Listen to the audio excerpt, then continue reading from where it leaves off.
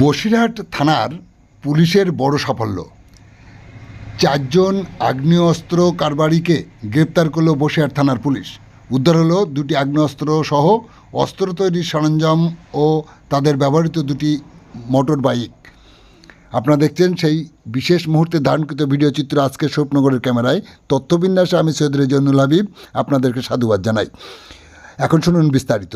গোপন সংবাদের সূত্র ধরে বসিরহাট থানার পুলিশ জানতে পেরে ফিফা বলফিল্ড এলাকার ন্যাজাট সড়কের উপর থেকে 2টি বাইকে করে 4 জন সন্দেহভাজন ব্যক্তিকে পুলিশ আটকায়।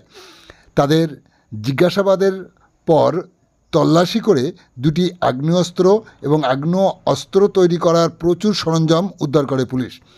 জিজ্ঞাসাবাদে পুলিশ জানতে পারে তাদের সকলের বাড়ি হাড়োয়া থানা এলাকায়।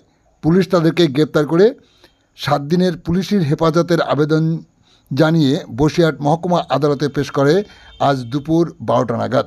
আপনারা দেখছেন সেই বিশেষ মুহূর্তের ধারণকৃত ভিডিও চিত্র আজকের স্বপ্নগরের ক্যামেরায়।